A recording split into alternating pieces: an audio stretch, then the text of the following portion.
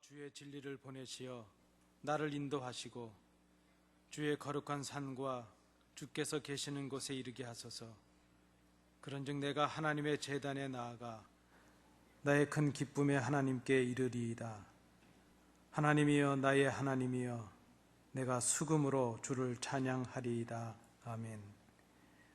우리의 산성이시여 피난처가 되시는 아버지 하나님, 아버지의 보호하심과 인도하심을 받으며 한 주간을 지낸 저희들이 거룩한 성의를 기억하여 하나님 앞에 나와 머리를 숙였습니다. 이 시간 예배하는 저희들의 마음 중심을 성령님께서 주관하여 주셔서 세상과 나는 간 곳이 없게 하시고 오직 예수 그리스도의 십자가만 보이게 하여 주옵소서. 하나님께서 홀로 영광을 받으시는 신령한 예배가 되기를 원하오며 예수님 이름으로 기원하옵나이다. 아멘.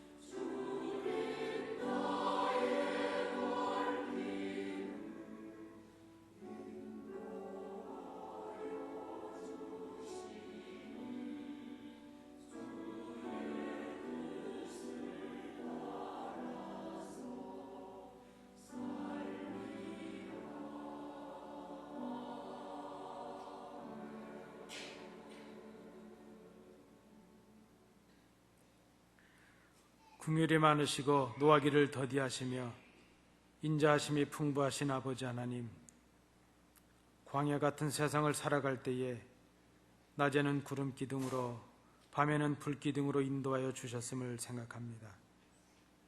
그러나 저희들은 죄악을 사랑하며 어둡고 음침한 곳에서 방황했습니다. 하나님께서는 생수와 같은 은혜로 끊임없이 저희들을 인도해 주셨지만 저희들은 계속해서 하나님을 거역하고 범죄함으로 하나님의 말씀을 기억하지도 못하고 하나님의 은혜를 저버린 삶을 살았음을 고백합니다. 하나님께서는 만나와 메추라기를 통해서 저희들을 줄이지 않도록 채워주셨지만 저희들은 더 많은 것을 요구하는 욕심을 따라 만족할 줄 모르며 심중에 하나님을 의심하며 시험하였음을 고백합니다. 하나님의 인도하심을 거부하고 내 뜻대로 살았던 지난 한 주간을 돌이키며 회개하오니 저희들을 불쌍히 여기사 용서하여 주옵소서.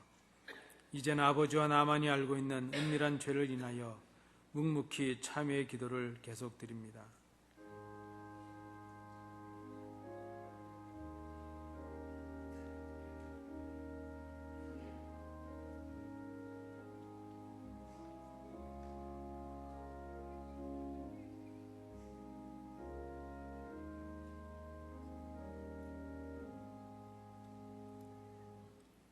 하나님이 그들이 행한 것, 곧 그 악한 길에서 돌이켜 떠난 것을 보시고 하나님의 뜻을 돌이키사 그들에게 내리리라고 말씀하신 재앙을 내리지 아니하시니라. 아멘. 사도신경으로 우리의 신앙을 하나님께 고백하겠습니다. 전능하사 천지를 만드신 하나님 아버지를 내가 믿사오며 아들 우리 주 예수 그리스도를 믿사오니 이는 성령으로 잉태하사 동정녀 마리아에게 나시고 본디오 빌라도에게 고난을 받으사 십자가에 못 박혀 죽으시고 장사한 지 사흘 만에 죽은 자 가운데서 다시 살아나시며 하늘에 오르사 전능하신 하나님 우편에 앉아 계시다가 저리로서 산자와 죽은 자를 심판하러 오시리라. 성령을 믿사오며 거룩한 공회와 성도가 서로 교통하는 것과 죄를 사하여 주시는 것과 몸이 다시 사는 것과 영원히 사는 것을 믿사옵나이다. 아멘.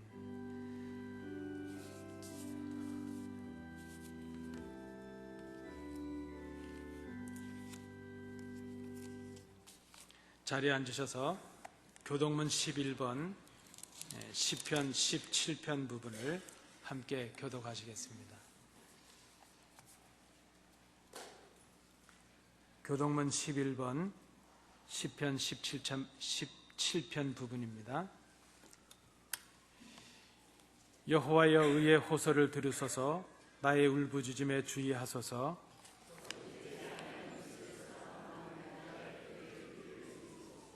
주께서 나를 판단하시며 주의 눈으로 공평함을 살피소서.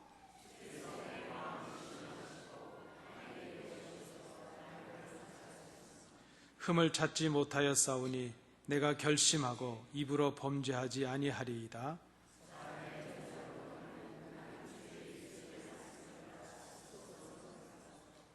포악한 자의 길을 가지 아니하여 싸우며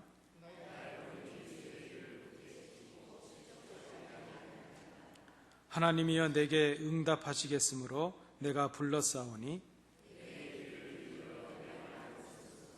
주께 피하는 자들을 그 일어나 치는 자들에게서 오른손으로 구원하시는 주여.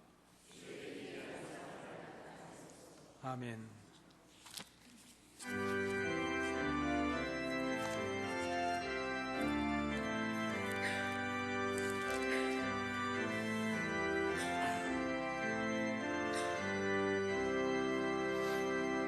다 함께 주를 경배하세. 주 같은 이가 어디 있을까. 주 앞에 찬양을 드리니 주 성령이여 나를 도우사. 주 기뻐하실 노래 불러서 그 이름 찬양하게 하소서. 내 주여 나를 인도하사 아버지 품에 살게 하시고 주 성령 내 행실 살피사 내 맘과 뜻을 주관하시고 주 성령 내 맘 열어주시사 안직하게 하소서. 주 성령 나를 감화하사 새 노래 나의 맘에 솟으니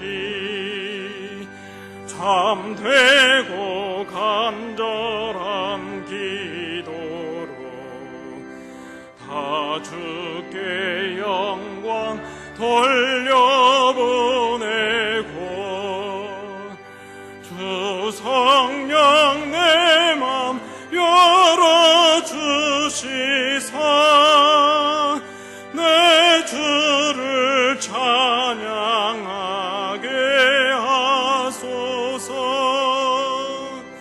말할 수 없는 탄식으로 날 위해 친히 간구하시는 주 성령 날 항상 돕나니 이 천한 몸은 주의 것이며 주님의 기업 이을 자임을 나 밝히 알게 하여 주소서.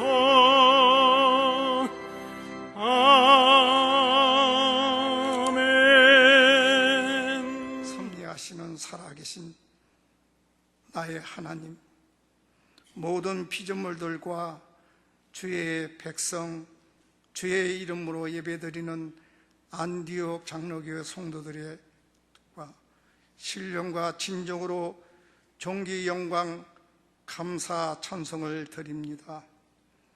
임마엘 되시는 하나님, 여호와일에 되시는 하나님, 에벨레셀로 섭리하시는 은혜로 안디옥 장로교를 이 시간까지 보호하시고 인도해 주신 살아계신 하나님께 감사 찬송을 드립니다.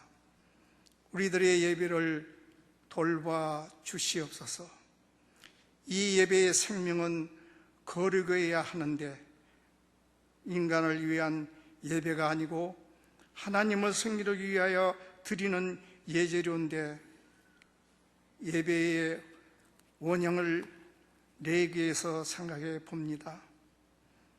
죄의 값으로 짐승의 피를 흘려서 드렸던 제사가 하나님의 은혜로 인간의 죄의 값을 예수님의 흘리신 피로 대신 갚아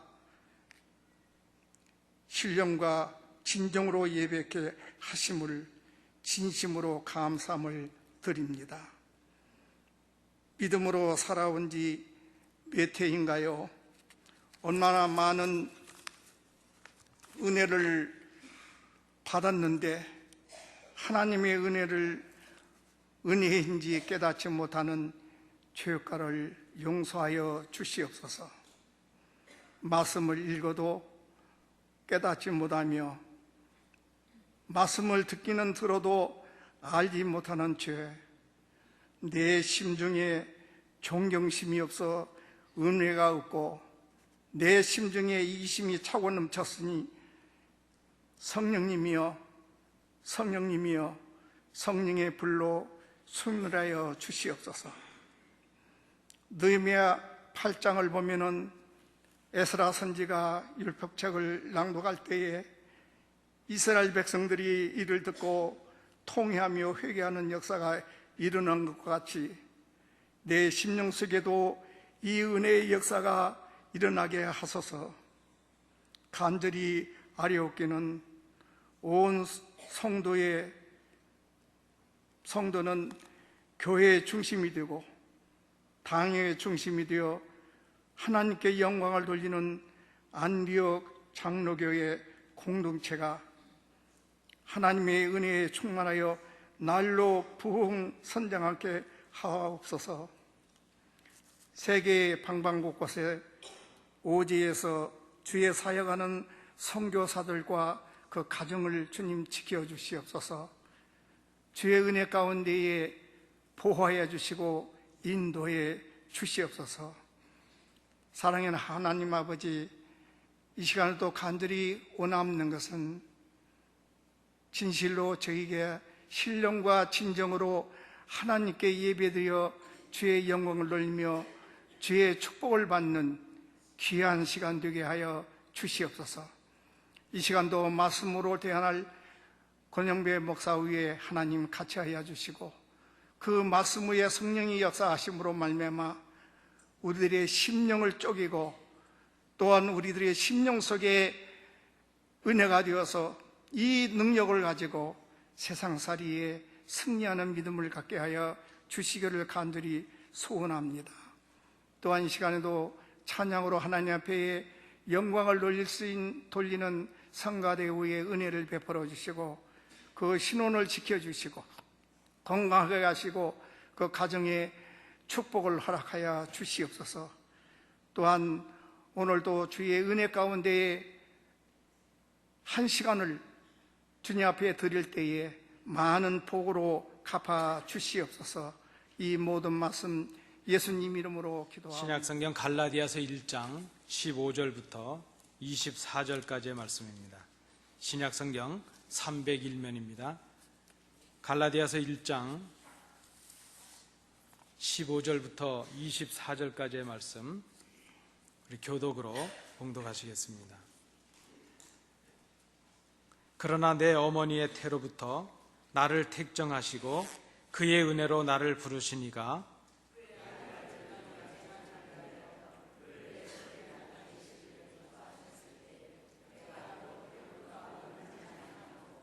또 나보다 먼저 사도된 자들을 만나려고 예루살렘으로 가지 아니하고 아라비아로 갔다가 다시 다메섹으로 돌아갔노라.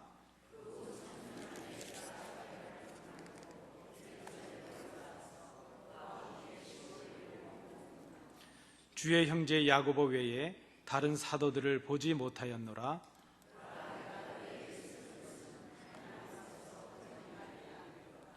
그 후에 내가 수리아와 길리기아 지방에 이르렀으나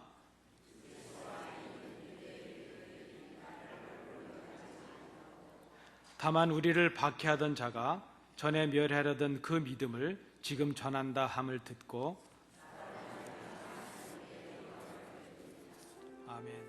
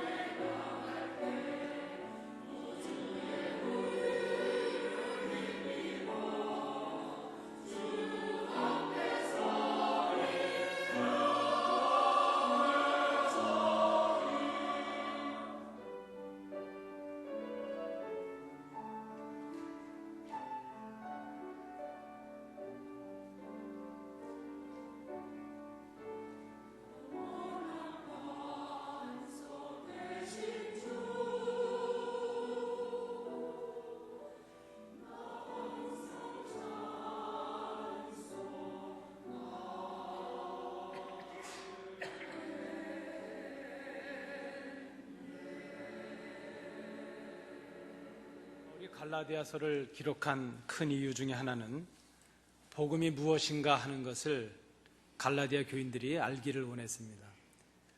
복음이 무엇인가 하는 것을 그 교인들이 바로 알아서 그들이 진리 가운데 그 기쁨을 또 평안을 맛보며 살아가게 하는 것, 그것이 사도 바울이 갈라디아서를 기록한 목적이었다, 이렇게 볼 수 있습니다.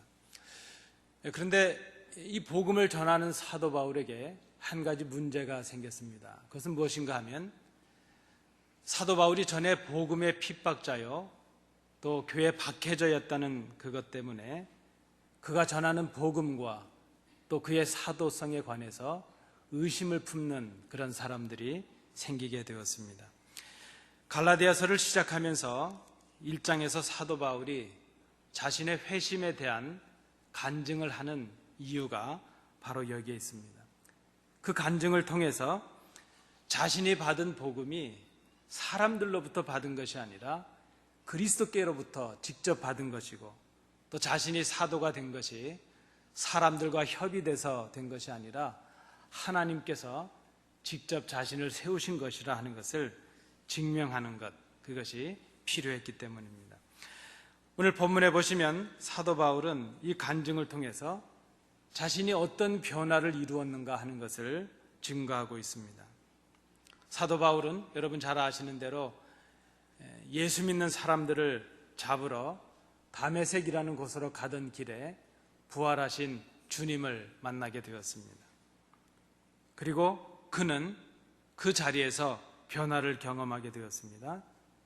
변화를 경험한 후에 그는 주님을 만나기 이전과는 전혀 다른 새로운 삶을 살아가게 되었습니다. 전혀 다른 길을 가는 새 사람이 되었습니다. 그리스도인은 누구인가? 우리가 지금 몇 주간에 걸쳐서 그리스도인은 누구이며 또 그리스도인은 어떤 삶을 살아가야 될 것인가 하는 것을 우리가 지금 생각하고 있습니다.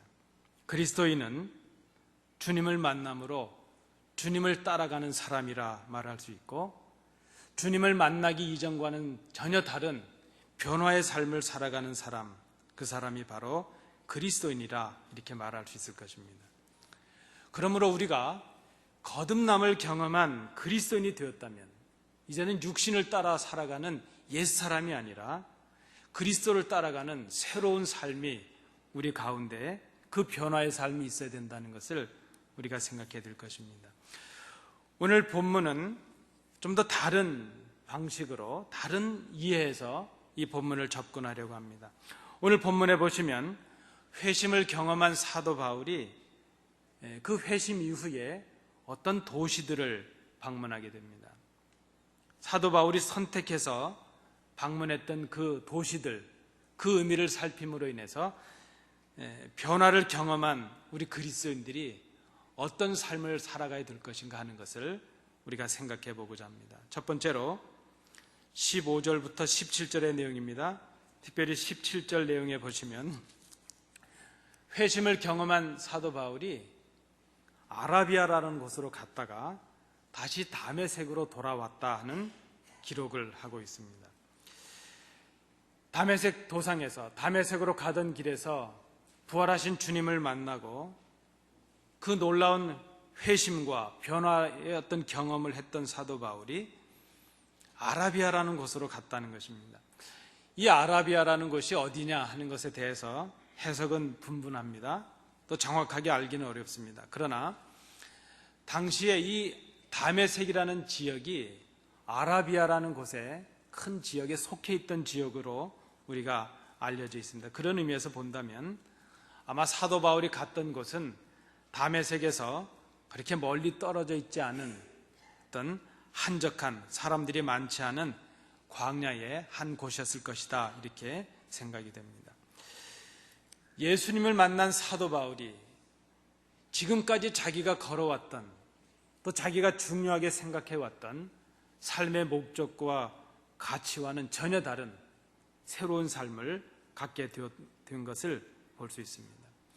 자기의 삶이 송두리째 바뀌어버리는 그런 경험을 하게 되었습니다. 이 경험을 통해서 사도 바울이 이제 자기가 이 땅에서 살아가는 그 참 사람됨의 목적이 무엇인가 하는 것을 새롭게 깨닫게 되었다는 것입니다. 그리고 이 변화가 바로 자신의 수고와 열심, 자신이 그동안 가졌던 지식이나 어떤 종교적인 열심에서 온 것이 아니라 바로 자신을 모태로부터 택하신 하나님께로부터 온 것이요, 그리고 자신에게 부활하신 몸을 보이심으로 자신을 복음의 전도자로 세우시는 예수 그리스도께로부터 온 것이라는 것을 그가 알게 되었습니다. 오늘 15절 16절 내용에도 보면 그런 말씀이 언급이 되고 있습니다. 내가 어머니의 뱃속에서 출생하기 전부터 하나님이 나를 택정하고 택하셨다는 것을 알게 되었습니다. 자신을 이렇게 복음의 전도자로 세우시는 것이 하나님의 은혜라는 것을 그가 깨닫게 되었습니다. 그래서 그는 가까운 사람들이나 가족들이나 친지들이나 심지어 먼저 사도로 부르심을 받고 사역하고 있었던 사도들도 찾아가지 않았다, 그렇게 고백을 합니다. 그들과 협의를 하고 그들과 이 변화와 이 자기가 앞으로 걸어가야 될 길에 대해서 그들과 뭔가를 협의하기 전에 하나님 앞에 자기 자신을 외롭고 고독하게 세우는 새로운 선택을 하게 되었다는 것입니다. 그런 의미에서 보면 사도 바울이 먼저 갔던 이 아라비아라고 하는 곳, 아라비아의 광야의 시간, 그저 우리가 어림잡아 추정해도 아마 아라비아라는 그곳에 가서 한 2년 정도 이상을 머물렀던 것으로 우리가 생각이 됩니다. 그는 그곳에서 하나님 앞에 자신을 고독하게 세우는 경험을 하게 됩니다. 아마 지금까지 그가 복음의 박해자로 살아왔던 자신의 지난 날들을 돌아보는 그런 시간이 되었을 것입니다. 또 그동안 자기의 생각으로 바라보던 그 예수, 자기의 생각으로 바라보던 교회가 아니라 그리스도의 생각으로 자신을 바라보고 자신의 삶을 바라보고 또 교회를 바라보고 사람들을 바라보는 그런 시간이 되었을 것입니다. 이제 자신을 모태로부터 택하셔서 복음의 전도자로 부르시는 하나님의 뜻을 깊이 묵상하는 시간이 되었을 것입니다. 오직 하나님께만 매달려서 하나님의 말씀을 듣는 시간이 되었을 것입니다. 부활하신 주님을 만나고 그가 경험한 새로운 변화, 그리고 자신이 앞으로 살아가야 될 그 변화된 삶을 위해서 그가 처음으로 한 것은 자기의 지식과 인맥과 자기의 경험을 동원해서 자기의 무엇인가를 준비한 것이 아니라 모든 것을 버리고 그저 고독하게 은밀하게 하나님 앞에 자기 자신을 세우는 일이었다는 것입니다. 그 첫 출발의 길이 바로 아라비아 광야, 아라비아는 곳이었다는 우리가 생각해 볼 수 있습니다. 그 아라비아의 여정은 하나님 앞에서 자기 자신을 새롭게 발견하는 길이 되었을 것입니다. 내가 이제 변화된 사람으로, 그리스도인으로 어떤 삶을 걸어가야 될 것인가 하는 것을 진지하게 생각하는 시간이 되었을 것입니다.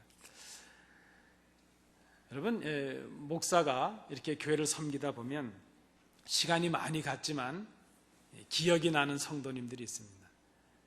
제가 한 91년부터 한 98년까지 섬겼던 태능의 어떤 교회가 있는데 그 교회를 생각하면 그저 이렇게 기억이 나는 성도들이 있습니다. 그분은 권사님이셨는데요. 아들이 열심히 수고해서 집을 한 채 짓게 되었습니다. 4층짜리 연립주택을 짓게 되었는데 이제 그 집에 자기들이 살 집과 또 세를 들여서 살아야 될 그 집들을 제법 큰 4층짜리 연립을 짓게 되었습니다. 근데 하루는 그 아들 집사님이 교회에서 저에게 와서 저 어머님 때문에 힘들다고 얘기를 하는 겁니다. 그러시면서 어머니를 좀 설득해 달라는 겁니다. 제가 그 권사님을 가서 뵙죠. 아주 교회 가까운 데 계시기 때문에 권사님, 안 그래도 아드님 힘드신데 왜 이렇게 아드님 힘들게 하세요? 무슨 일 있으세요?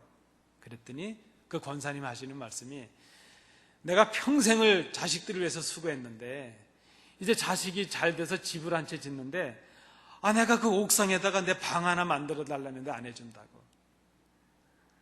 아니 뭐 큰 집도 아니고 그 옥상에 그저 작은 내 기도실, 전용 기도실 하나 해달라는데 내가 살면 얼마나 산다고 내 아들이 그걸 안 들어줍니다. 근데 그 아들의 마음은 또 좀 다릅니다. 아니 어머니 4층 전체 우리 집으로 만들어서 넓은 방 해드릴 테니까 거기서 하세요. 어머님이 그게 싫다는 겁니다. 그저 아무도 방해할 수 없는, 그저 내가 마음껏 찬양하고 마음껏 기도할 수 있는 내 기도방 하나를 좀 만들어 달라는 것이죠. 교회가 보이는 곳에 창문을 좀 만들어서 내가 주의 성전을 향해서 그저 기도하다가 하나님의 부르심을 받을 수 있도록 내 소원을 하나 좀 들어달라는 것입니다. 자식 이기는 부모님 없지만은 그 자식이, 그 집사님이 어머니의 소원을 들어드렸습니다. 그런데 제가 생각해도 집의 모양새는 좀 없어졌습니다. 그걸 안 짓는 게 모양새는 더 집이 이뻤겠는데 어쨌든 그것 때문에 허가도 다시 맡아야 되고 좀 힘든 일이 있었죠. 그러나 그 아드님이 어머니를 위해서 기도방을 하나 만들어 드렸습니다. 그 권사님은 그곳에서 그저 밤이고 낮이고 주로 그곳에 거하시면서 교회를 위해서, 자녀들을 위해서, 나라와 민족을 위해서 기도하시는 그런 권사님이셨습니다. 꽤 시간이 지났지만 기억에 남는 그런 권사님이십니다. 여러분, 우리가 하나님 앞에서 그리스도로 인하여 변화를 경험한 사람들이 되었다면 그 변화에 걸맞는 삶을 살기 위해서 날마다 나 자신을 하나님 앞에 은밀하게 세우시는, 나 자신을 하나님 앞에 고독하게 세우시는 그런 기도의 자리, 그런 아라비아가 우리에게 있는가 하는 것을 우리가 한번 생각해 보셔야 될 것입니다. 아라비아의 광야에서 하나님 앞에서 자신을 발견한 사울은 이제 다시 다메섹이라는 곳으로 돌아갔다, 이렇게 성경이 기록하고 있습니다. 여러분, 다메섹이 어떤 곳입니까? 사도 바울은 예수 믿는 사람들을 멸절시키기 위해서 다메섹으로 가는 길이었습니다. 그 도상에서 부활하신 주님을 만났습니다. 다메섹이라고 하는 곳은 바울을 용서하신 은혜의 자리였습니다. 부활하신 주님을 만난 감격의 자리였습니다. 그 복음의 박해자인 사도 바울을 잡으셔서 복음의 전파자가 되게 하셨던 주의 역사가 시작된 곳이요, 사명의 자리였습니다. 자신을 부르신 분의 뜻을 깨닫고 자신을 부르시는 사명의 첫 자리로 다시 돌아오는 사도 바울의 모습을 봅니다. 여러분, 우리가 우리 자신을 우리의 영적인 아라비아에 세우는 이유가 어디 있겠습니까? 우리가 우리 자신을 하나님 앞에 고독하게 세우고 하나님 앞에 엎드리는 그런 이유가 어디 있겠습니까? 은혜의 첫 자리, 우리에게 사명을 주셨던 그 부르심의 첫 자리로 우리가 돌아가고 나아가기 위함이라는 것을 우리가 생각해야 될 것입니다. 주님을 만나서 회심의 변화를 경험했던 바울의 첫 지역은, 첫 출발의 여정은 아라비아와 다메섹이었다는 것을 우리가 기억해야 될 것입니다. 두 번째입니다. 두 번째는 18절과 19절의 말씀을 보시면 특별히 이 사도 바울이 예루살렘이라는 곳으로 갔다 하는 것을 기록하고 있습니다. 18절에 보시면 그 후 3년 만에 내가 게바를 방문하려고 예루살렘에 올라가서, 그렇게 기록하고 있습니다. 여러분, 예루살렘이 어떤 곳입니까? 기독교인들에게 예루살렘은 신앙의 중심이요, 출발지이죠. 예루살렘은 주님께서 죽으시고 부활하셨던 곳입니다. 교회가 시작되었던 곳이고 신앙의 모태와도 같은 곳이 예루살렘이라 말할 수 있습니다. 아직도 그곳에는 주님을 직접 경험했던 베드로와 야고보 같은 사도들이 사역을 하고 있는 것입니다. 변화를 받은 사도 바울이 아라비아에 갔다가 다메섹으로 갔다가 다시 예루살렘에 간 이유가 바로 여기에 있습니다. 그 첫 이유는 무엇인가 하면 이제 사도 바울이 그리스도인으로서 출발을 하면서 복음의 전도자로 출발을 하면서 예루살렘 모 교회의 인정과 확인의 절차가 필요했다는 것입니다. 그것은 자기 자신을 위한 것이 아니라 복음을 전하는 사역자로서 바른 인정과 확인을 받기 위해서 사도들과 예루살렘 교회에 그들의 인정과 확인의 절차를 갖췄다는 것을 우리가 생각해 볼 수 있습니다. 왜 그렇습니까? 복음을 증거한다고 하는 것, 그것은 교회 질서와 교회 확장과 말씀의 가르침 안에서 이루어져야 되는 것이기 때문이었다는 것입니다. 그러나 여러분, 그 이유 말고도 사도 바울이 예루살렘으로 올라가게 되었던 또 하나의 이유를 우리가 간과해서는 안 될 것입니다. 그것은 사도 바울이 예루살렘에 올라가서 지난날의 자신의 과거를 정리하려고 했다 하는 것입니다.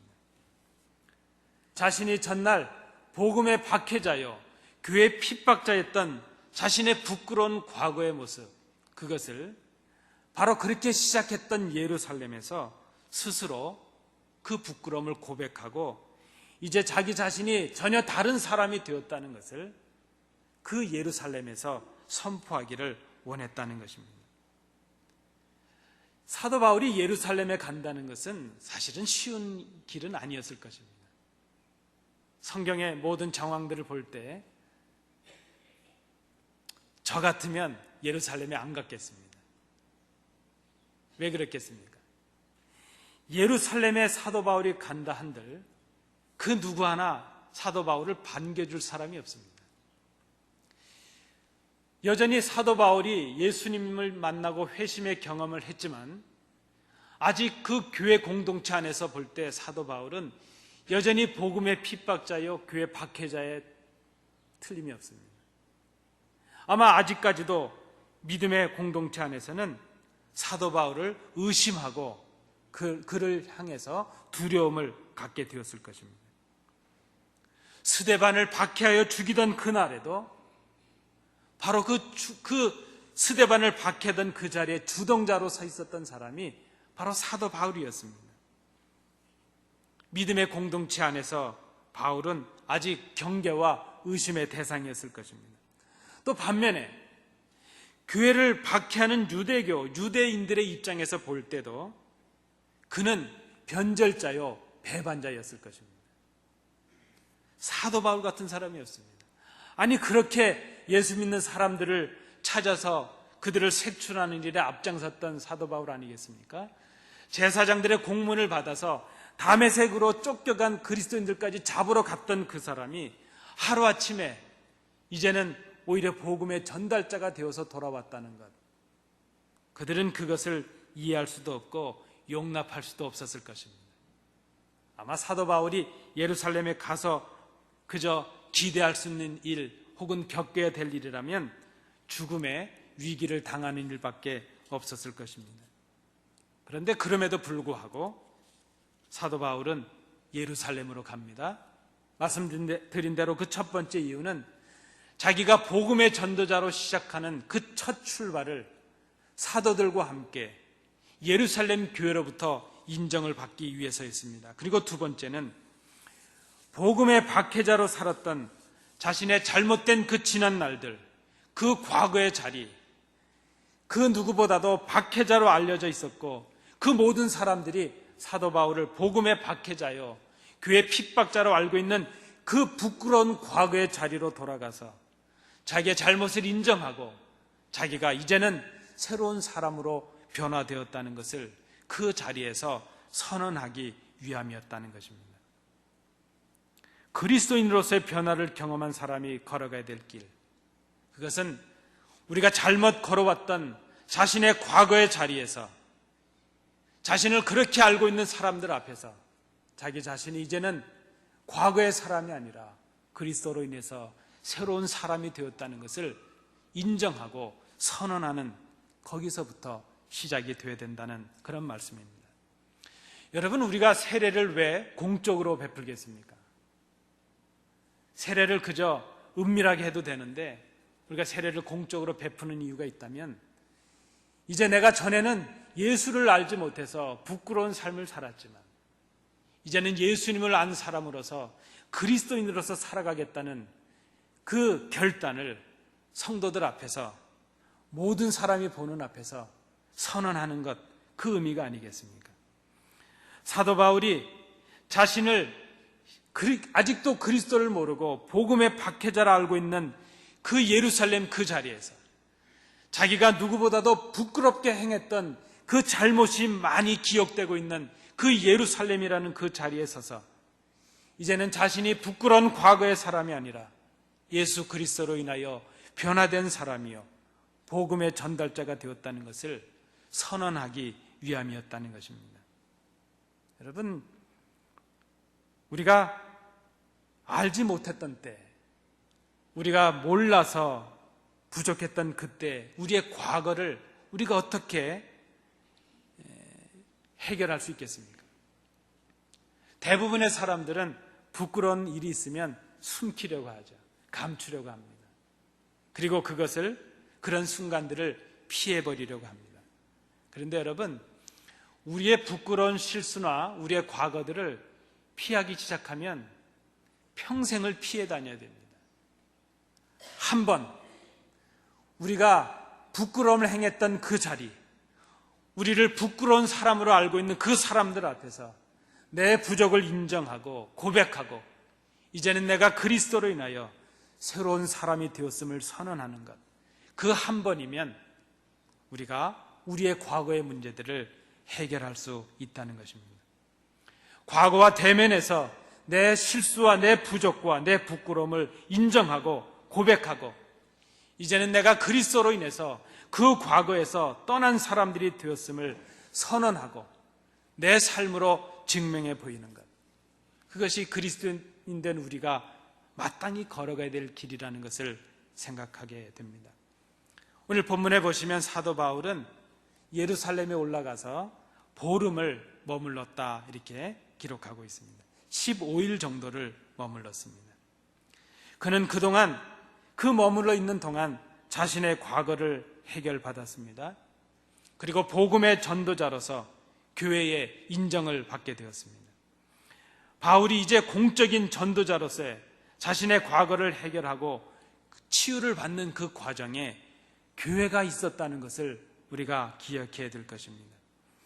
그리스도인의 바른 변화의 삶, 그리스도인으로서 바르게 살아가는 그 삶의 변화에 교회가 중요한 역할을 해야 된다는 것입니다. 회복과 치유와 성장의 토대가 교회가 되어야 될 것입니다. 교회는 우리의 과거를 고백하고 새로운 사람이 되었음을 선언하는 공적인 장소가 되어야 될 것입니다. 그래서 교회는 우리의 형제들의 부끄러움을 받아주고 그들이 새로운 삶을 살아갈 수 있도록 위로하고 격려해주는 사랑의 공동체가 될 수 있어야 될 것입니다. 그 공적인 장소가 바로 교회라는 것입니다. 교회의 질서를 통한 신앙, 교회를 중심에서 시작되는 전도자의 사명을 사도 바울이 갖게 되었습니다. 여러분, 그리스도인의 변화는 교회 질서를 통해서 자신의 과거로부터 치유됨을 통해서 시작되어야 된다는 것을 우리가 기억해야 될 것입니다. 마지막 세 번째로 회심을 경험한 사도 바울이 또 간 곳이 21절과 24절에 나타납니다. 수리아와 길리기아로 갔다 그렇게 기록이 되고 있습니다. 이 수리아라는 지역의 수도가, 수리아라는 지역은 좀 큰 지역이죠. 그 지역의 수도가 여러분 잘 아시는 수리아 안디옥입니다. 그리고 길리기아라는 지역은 소아시아 좀 위쪽에 있는 동쪽 끝에 있는 지역이죠. 그곳의 수도는 다소라는 곳입니다. 다소라는 곳은 사도 바울의 고향으로 알려져 있는 곳입니다.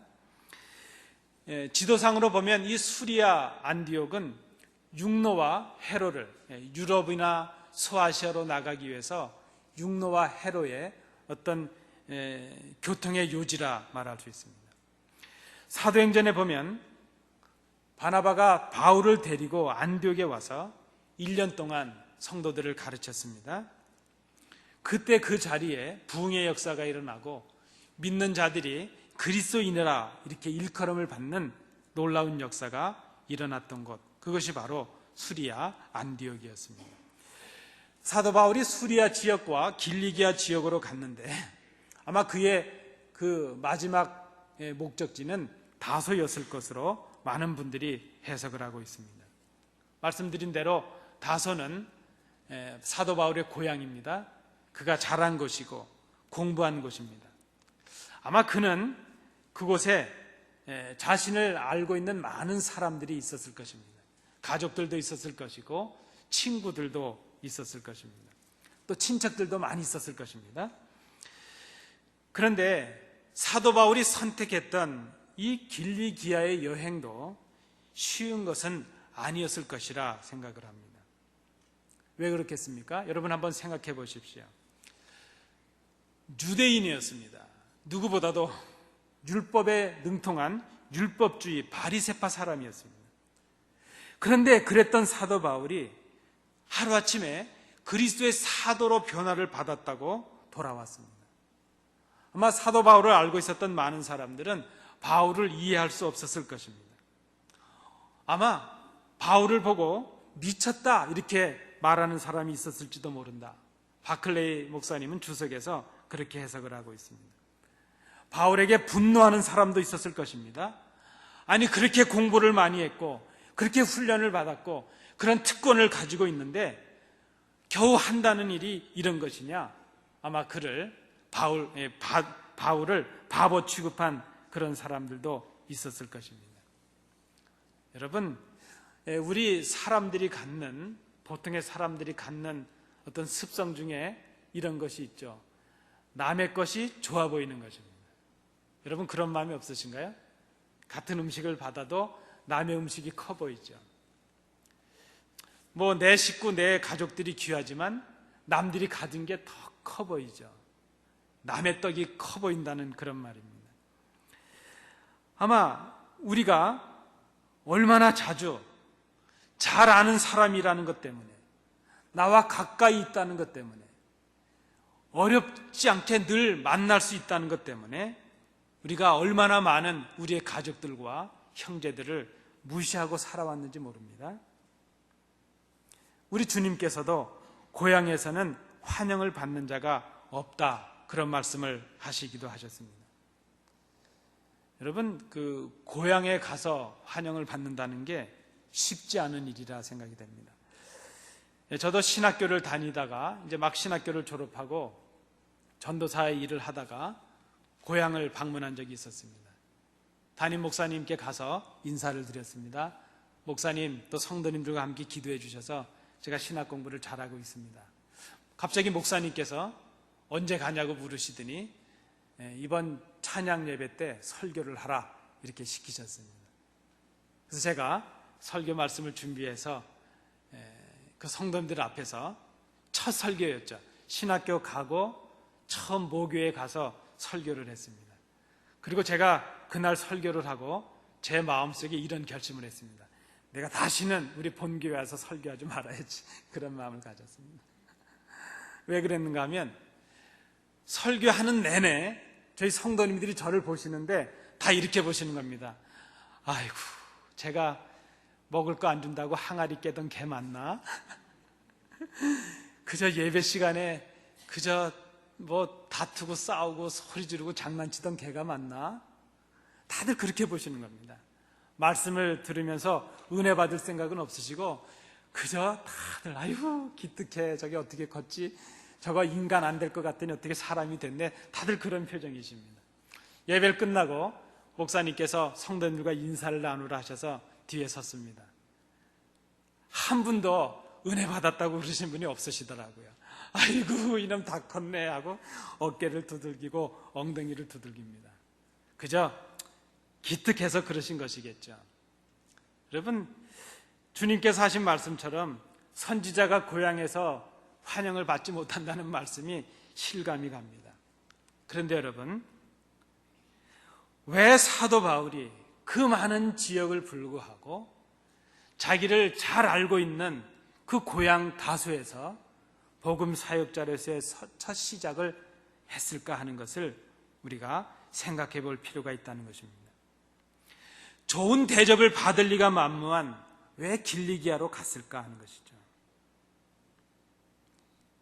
바울은 유대교 신자에서 기독교 신자로 변화했습니다.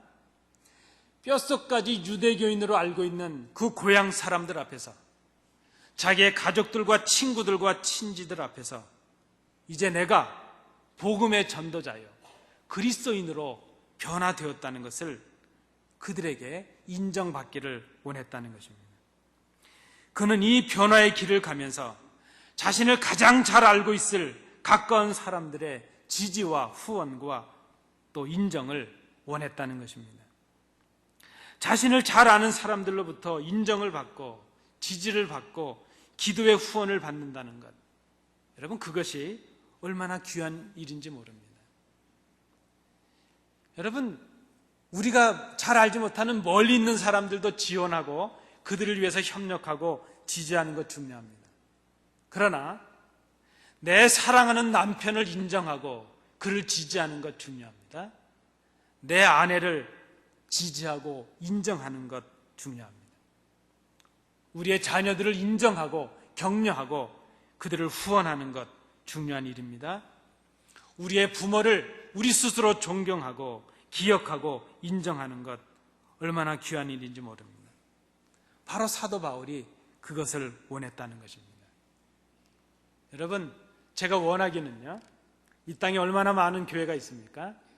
얼마나 많은 목사님들이 계십니까? 초대교회에서 저를 인정하겠습니까?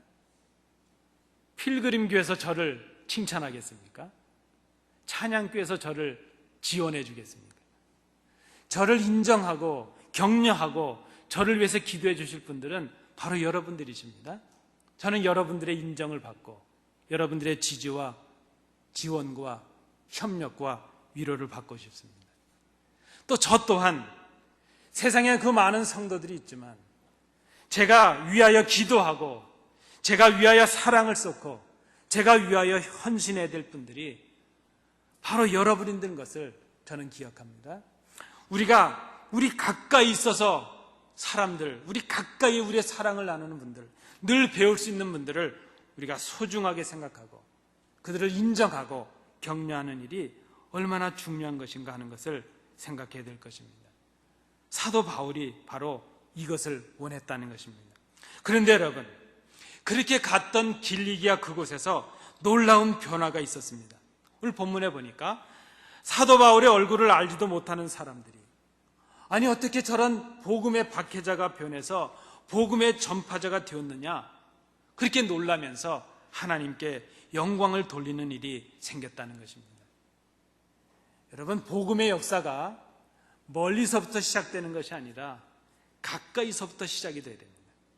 우리 성도들 사이에서, 우리 가정 안에서, 우리 교회에서 먼저 복음의 역사가, 능력의 역사가, 사랑의 역사가 시작되어야 그 영향력이 다른 곳으로 펼쳐질 수 있는 것을 우리가 생각해야 될 것입니다. 가까운 곳에서부터 그 인정을 통해서 사도 바울의 복음 전도자로서의 복음의 그 여정이, 복음의 역사가 시작되었다는 것입니다. 여러분, 우리가 그리스도인으로서 변화를 했다면 그 변화의 삶을 통해서 가까운 가족들과 친구들로부터 진정한 그리스도인이라는 인정과 지지와 후원을 받는 것이 중요함을 우리가 생각해야 될 것입니다. 나의 아내가, 내 남편이, 내 자녀들이, 그리고 나의 부모들이, 우리의 성도들이 나를, 변화를 경험한 성숙한 그리스도인으로 인정하고 있는가, 우리가 우리 자신을 깊이 돌아봐야 될 것입니다. 말씀을 맺도록 하겠습니다. 변화를 경험한 사도 바울이 아라비아로 갔다가 다메섹으로 돌아갔습니다.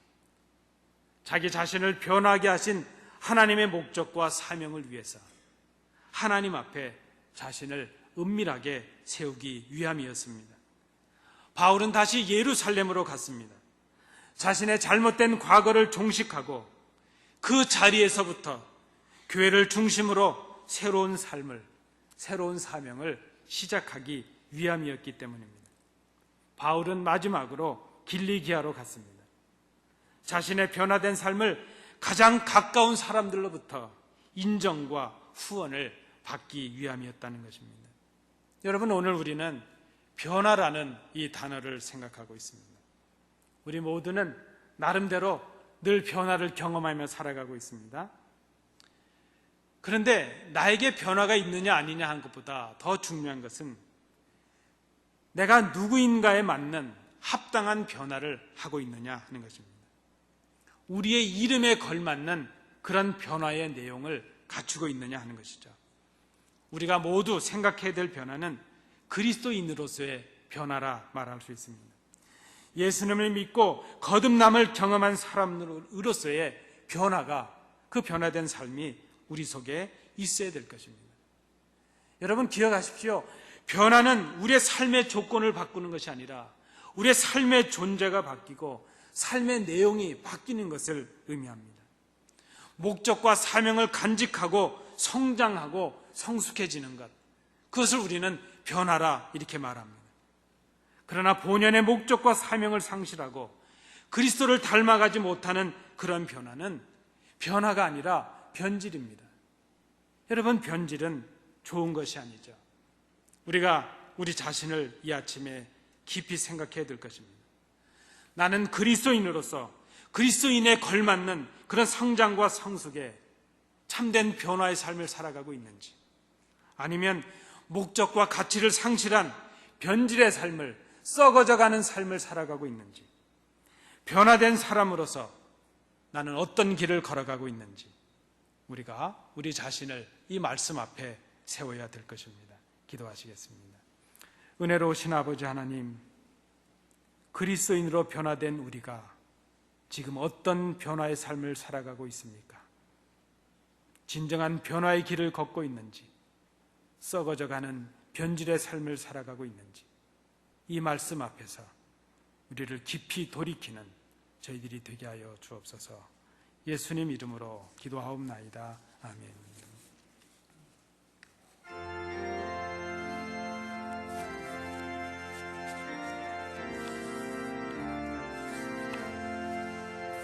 주의 말씀 받은 그날 잠시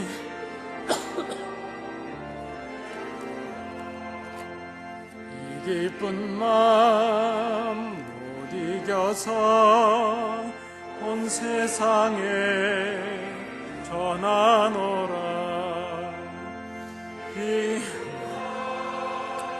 기쁜 날 주 나의 죄 다시 쓴 날 늘 깨어서 기도하고 늘 기쁘게 살아가리.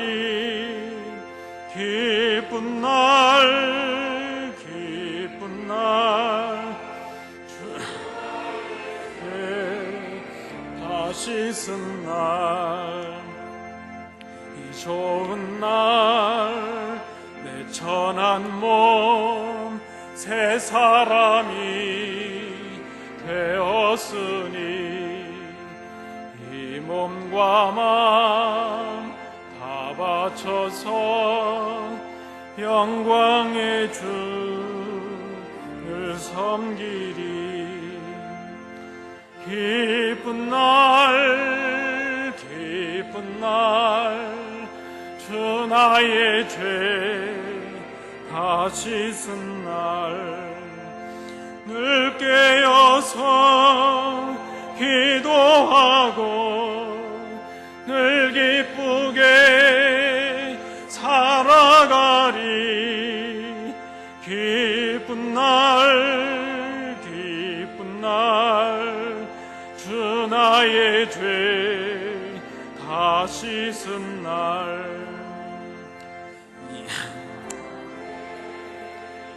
그날부터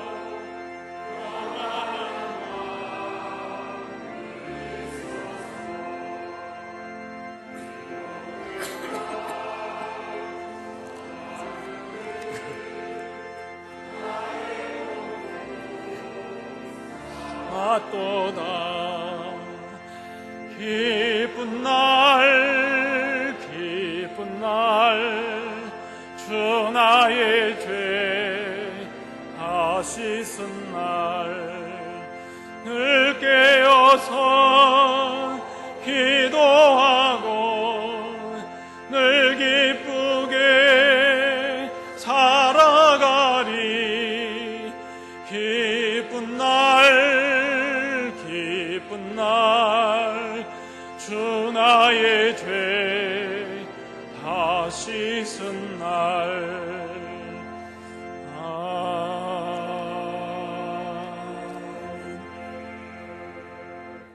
은혜가 풍성하신 아버지 하나님, 부족하고 죄 많은 저희들을 용납하셔서 주의 전에 오르게 하시며 이 시간 우리의 마음과 정성을 다하여 아버지께 예배하며 주시는 말씀을 통해 주님의 이름으로 거듭난 우리들이 어떤 삶을 살아가야 될 것인가를 다시 한번 생각할 수 있도록 인도해 주심을 감사합니다.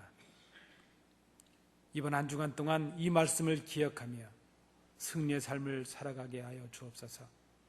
그렇게 살기로 결단하면서 우리에게 주신 물질의 일부를 구별하여 아버지 앞에 드립니다. 이 예물이 하나님 나라와 영광을 위하여 귀하게 쓰여지는 예물 되도록 구별해 주옵소서. 예물을 드린 손길들을 복되게 하셔서 감사와 형통의 길을 걷게 하시며 많은 것을 드려서 하나님을 기쁘시게 하는 복의 근원의 삶을 살아갈 수 있도록 인도해 주시옵소서. 경제적인 어려움으로 고통과 삶의 어려움 가운데 있는, 또 기업과 가정의 어려움 속에 있는 우리 모든 성도들을 붙잡으셔서 그 어려움 속에서 하나님의 인도하심을 기억하게 하시며 영귀와 소망으로 살아가는 복된 성도들이 되도록 인도해 주시옵소서. 주신 은혜 감사드리며 예수님 이름으로 봉헌 기도하옵나이다. 아멘. 자리에 앉으시겠습니다.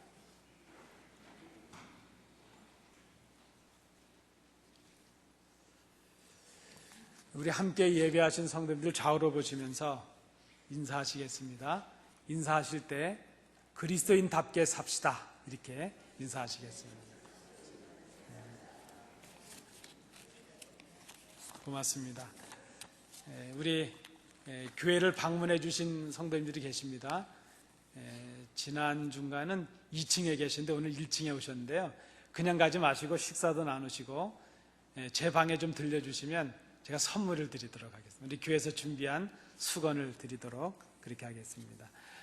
우리 성기관 집사님, 성수관 집사님, 저 캘리포니아에 계시다 한국 방문하셨다고 오랜만에 오셨는데 감사를 드리고, 우리 김덕필 장로님 교회 또 오랜만에 이렇게 나오셨습니다. 우리 박수로 한번 환영하시겠습니다. 감사합니다. 고맙습니다. 우리 교회가 회복되고 치유되는, 그래서 함께 성장하고 성숙하는 그리스도인들이 많아지는 우리 교회가 되기를 간절히 소망합니다. 6월 28일 주일에는요, 우리 교회에서 협력하고 있는 인도네시아의 박상배 선교사님이 계시는데 우리 목사님이 이쪽 동부 지역에 오실 기회가 생기셨습니다. 그래서 연락을 주셔서 제가 6월 28일 주일에 청해서 말씀을 듣는 시간을 갖도록 했습니다. 혹 우리가 좀 간증 집회나 또 선교 보고가 좀 더 필요할까 하는 생각을 하고 있는데, 선교사님하고 좀 협의가 잘 되면, 또 우리 준비가 잘 되면 좀 더 일정을 연장해서 선교사님을 모실 수 있는 시간을 마련할 수 있도록 해보겠습니다. 그것이 잘 되면 다음 주에 다시 광고를 드리도록 하겠습니다. 28일을 잘 기억하셔서 말씀을 사모하는 심정으로 기다려 주시면 감사하겠습니다. 여러분 아시는 대로 지금 한국에서 그 메르스라는 어떤 그 질병으로 인해서 많은 분들이 고통 가운데 있습니다. 우리 조국이 평안해야 우리도 마음의 기쁨이 있습니다. 기도하실 때마다 기억하셔서 우리 조국을 위해서 그 메르스가 속히 잡히고 국민들이 안정된 삶을 살아갈 수 있도록 위해서 기도해 주시기 바랍니다. 오늘 식사하시고 오늘부터 우리 구약 공부 다시 시작하도록 하겠습니다. 교재가 없으신 분들은 사무실로 오시면 저희가 드리도록 하겠습니다. 오늘 주보 간지에 선교 헌금 작정서를 나눠드렸습니다. 우리가 이제 2015년 7월부터 2016년 6월까지 1년 동안 약정을 하시는 것입니다. 그래서 기도하시는 대로, 마음에 결정되시는 대로 우리 선교지들을 위해서 내가 이런 액수로 1년 동안 이렇게 선교에 참여하겠다는 약정을 해주시는 것입니다. 오늘 내주셔도 좋고 다음 주에 내주셔도 좋습니다. 사무실에 주셔도 좋고 헌금함에 넣어주셔도 좋겠습니다. 구역별로 사진 촬영을 좀 하자 그랬는데요. 구역들을 잘 모으셔서 좋은 곳에서 사진을 찍으시고 제출해 주시면 우리가 구역 게시판에 공고하도록 그렇게 하겠습니다. 우리 다음 주, 그러니까 이번 주 토요일이죠. 20일 날 한국학교 봄학기를 종강하게 되었습니다. 그동안 우리 한국학교 교사님들이 많이 애를 써주셨는데요. 이 마지막 시간인데 그동안 좀 훈련했던 것들을 발표하는 시간을 갖는다고 합니다. 작년에도 많은 성도님들이 참여해 주셨는데 올해도 시간을 기억하셔서 참여하셔서 우리 자녀들이 어떤 공부를 했고 또 어떻게 종강을 하는가 좀 성도님들이 관심을 가지고 참여해 주시면 감사하겠습니다. 우리 금주 친교는 송영진 집사님, 김영신 권사님 가정에서 준비해 주셨습니다. 특별히 우리 김 권사님께서 수술을 받으시고 아직도 회복 중에 계시는데 기억하셔서 늘 기도해 주실 수 있기를 바랍니다. 이제 다른 광고 없으시면 우리 다 일어나셔서 주님 가르쳐 주신 기도 찬양 드리겠습니다.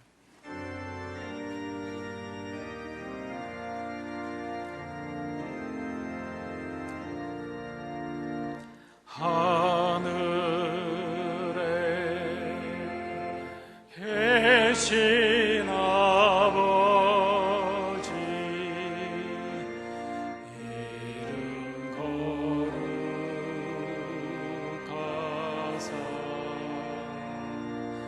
주님 나라 임하시고 뜻이 이루어지이다.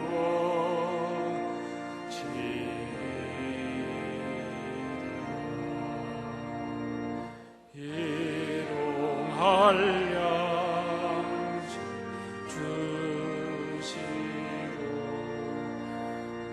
우리들의 큰 죄 다 용서하옵시고 또 시험에 들게 마시고 악에서 구원하소서. 회개 주의 나라 주의 광세 주의 영광 영원히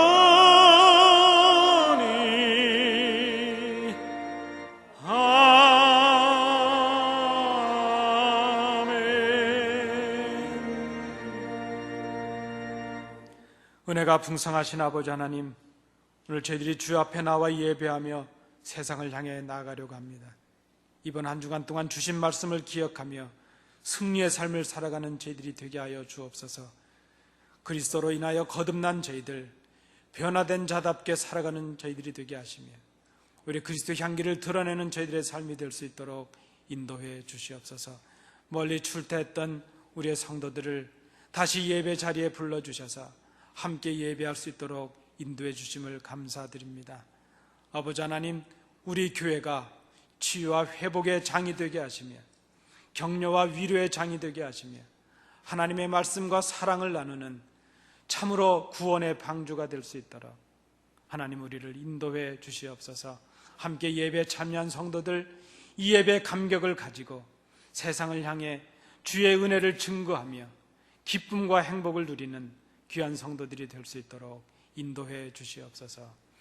이제는 예수 그리스도의 은혜와 우리 아버지 하나님의 크신 사랑하심과 성령님의 인도하심이 하나님께 나와 예배하며 우리에게 주시는 말씀을 기억하여 그 말씀대로 변화된 자로서의 아라비아와 다메섹의 삶으로, 예루살렘의 삶으로, 그리고 수리아와 길리기아의 삶으로 하나님께 영광을 돌리며 살아갈 것을 마음에 결단하는 주의 자녀들 위해, 그들의 가정과 기업 위에, 우리 안디옥 교회 위에, 이 땅과 이 나라 위에, 우리의 사랑하는 조국 위에 항상 함께 계시기를 간절히 축원하옵나이다.